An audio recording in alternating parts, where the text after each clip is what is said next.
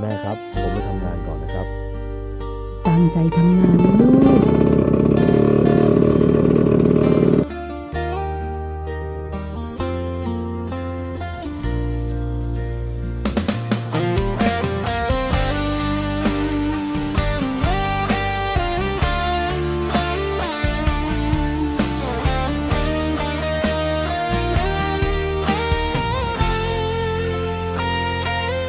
อายคนต่ำต้อยอยู่ทุ่งนาบ้านไกลมือที่ได้พ่อเจ้าใจอายกะหวันไหวลูกสาวคนผู้ดีนางคือดอกฟ้าบนสวรรค์บ่คิดว่าสวรรค์สิส่งมาให้ยืนใกล้กันจับมือกันอยู่โดนความหักมันค่อยๆกดโตอายหูโตดีว่าบ่คู่ควรดอกน้อจนมือนั้นพ่อแม่เจ้ามาเว้าใส่อายคำเว้าของเขามันแทงหัวใจอายคักเจ็บจนลมหายใจสั่นฮอดมือสิบยายามหักใจหักเจ้าปานใดก็ต้องยอมไปเพราะอายเป็นแค่คนต่ำต้อย ดอกฟ้าอยู่บนฟ้าชาตานอยู่ดินสิให้บินขึ้นไปก็บ่มี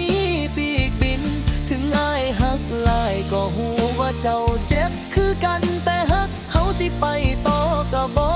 ได้ขอให้น้องเจ้าโชคดีกับคนที่คู่ควรส่วนอายคนบ่มีปัญญาสิขอถอยออกมาเก็บหักนี้ไว้ในใจบ่ให้ไผ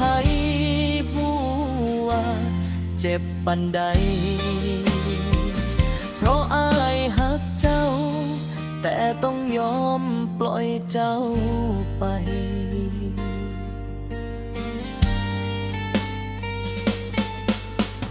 เห็นเจ้าไหล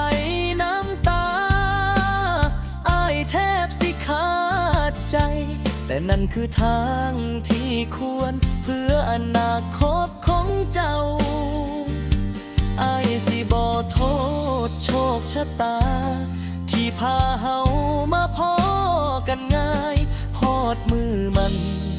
ถ้าเฮาเกิดมาคู่กันฟ้าสิพาให้เฮามาพบกันอีกเทื่อหนึ่งแต่มือนี้อายคนจนสิขอปล่อยนางให้คืนสวรรค์สิขอยืนเบิ่งดอกฟ้าคนไหน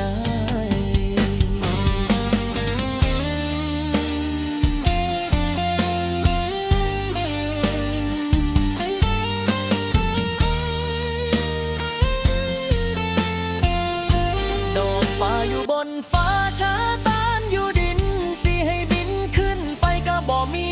ปีกบินถึงอายหักหลายก็หูว่าเจ้าเจ็บคือกันแต่หักเฮาสิไปต่อก็บ่ได้